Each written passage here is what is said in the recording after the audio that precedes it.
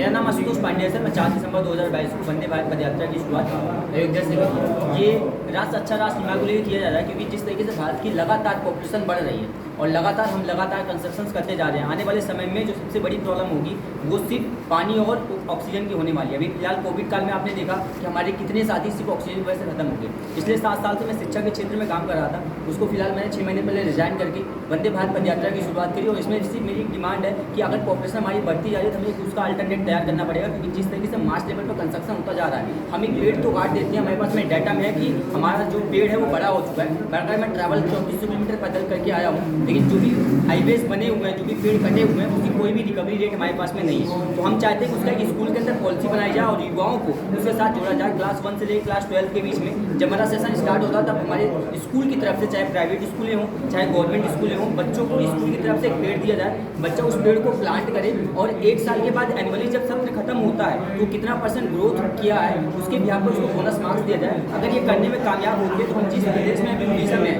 यहाँ पे हर साल कम से कम 50 लाख पेड़, और पूरे देश की बात करें तो 20 करोड़ से ज़्यादा पेड़ लगाने में कामयाब हो पाएंगे सर। फिलहाल इसी चीज़ की डिमांड करते हुए मैं 21 राज्यों के माननीय मुख्यमंत्री से, वहाँ के पर्यावरण मंत्री से और हर जिले के कलेक्ट्रेट से मिलते हुए उनको ज्ञापन दिया जा रहा है। 53 कलेक्ट्रेट से मेरी मुलाकात हो चुकी है, 3 चीफ मिनिस्टर से, 2 क्लाइमेट मिनिस्टर से मुलाकात हो चुकी है।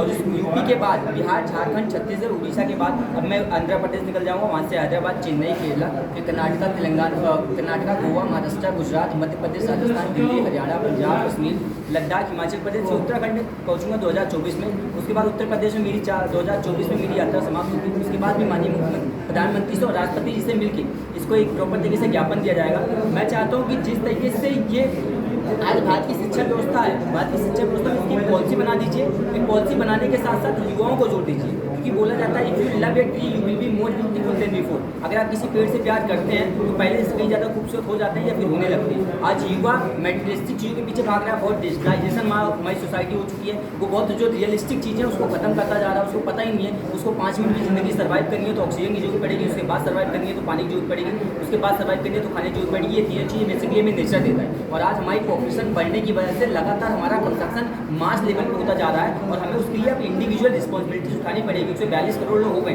1952 में हमारे पास 52 करोड़ लोग थे, अभी हमारे पास में 142 करोड़ लोग हो चुके हैं। 75 साल में हमने 90 करोड़ के आसपास की पॉपुलेशन एक्सपैंड करी है, बट हमारे पास में किसी भी चीज़ की रिकवरी नहीं है। जो आज अभी 15 दिन पहले WHO ने एक रिपोर्ट जारी करी है, जो सिर्फ दिल्ली में और लखनऊ में लोग रह रहे हैं, वो सिर्फ अपनी एयर पोल्यूशन की वजह से अपनी 10 साल की ज़िंदगी लॉस कर दे रहे हैं। ये बहुत बड़ा सोचने का, समझने का विषय है। और इसको लेकर जितने भी हमारे पॉलिटिशियंस हैं, चाहे पक्ष विपक्ष के नेता हों, चाहे समाजसेवी हों, चाहे प्रशासनिक अधिकारी हों, उनको इस मामले को संज्ञान में लेना चाहिए और इसको लेकर तुरंत एक पॉलिसी बनानी चाहिए जो युवाओं को साथ में जोड़ा जा सके। आज हम यूथ को मैनिपुलेट कर दे रहे हैं, 5 मिनट की वीडियो आती है, इतना ग्रेवेंस पैदा कर दे रही है, बट जो बहुत रियलिस्टिक कंटेंट्स हैं हम उनको दिखाने से पीछे हटते हैं। मैं चाहता हूँ कि इसको लेकर जितने हमारे प्रशासनिक अधिकारी और जो हमारे पक्ष विपक्ष के नेता हैं, चाहे वो उड़ीसा के हो या फिर हम बात करें अदर राज्यों की, सभी राज्यों के मुख्यमंत्रियों को, पर्यावरण मंत्रियों को और हर जिले के जिला अधिकारियों को आना चाहिए, सामने आना चाहिए। और जितनी भी स्कूलें हैं, स्कूलों को भी स्पेशली इसकी इंडिविजुअल रिस्पॉन्सिबिलिटीज उठानी चाहिए, क्योंकि भारत ही, जो भारत कहता है, भारत हमारा युवाओं का देश है और जो आने वाला कल है वो युवाओं का ही है।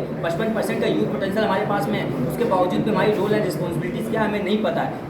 कारण क्या है, उसमें स्कूल्स भी आगे नहीं आ रही हैं और उसको उनकी जिम्मेदारियां नहीं दी जा रही। मैं चाहता हूँ स्कूल भी इसकी जिम्मेदारी लें और इसको लेकर प्रॉपर तरीके से कैंपेनिंग चलाई जाए। दूसरा, जितनी भी सेलिब्रिटीज़ हैं जिनके बहुत मिलियंस में फॉलोवर हैं, उनको एटलीस्ट इसके ऊपर एक बहुत बड़ा कैंपेनिंग चलाना चाहिए, इसके लिए कुछ करना चाहिए। और बेसिकली इसी चीज़ को लेके एक छोटी मोटी कैंपेनिंग स्कूल्स के अंदर होनी चाहिए। अगर ये करने में कामयाब होते हैं तो हमारी एक अवेयरनेस आएगी सर, और अगर अवेयरनेस आएगी तभी समाज शायद बदल पाएगा। नहीं तो आने वाले 2050 तक जो एक्सपेक्टेड पॉपुलेशन होगी भारत की वो 2 बिलियन हो चुकी होगी। अगर इतनी पॉपुलेशन हमारे पास में हुई, लैंड हमारे पास में लिमिटेड है, 75% एरिया पानी है, 25% एरिया फॉरेस्ट है, पहाड़ है, उसके बाद लैंड है। अब आप देखिएगा 1952 में जब हमारे पास में 52 करोड़ लोग थे, तब 1 बीघा जमीन के अंदर हमें 10 कुंटल चावल की जरूरत पड़ती थी, बट आज वही 1 बीघा जमीन के अंदर हमें लगभग 30 से 40 कुंटल चावल की जरूरत पड़ रही है। आने वाले 2050 तक अगर 2 बिलियन पॉपुलेशन हुई तो वही 1 बीघा जमीन में हमें 50 से 60 कुंटल चावल की जरूरत पड़ेगी। मैक्सिमम लेवल में केमिकल यूज़ करना पड़ेगा, ये तो भुखमरी आएगी। किसी न किसी वजह से हम आने वाले कल में मरने वाले हैं। अगर हमने आज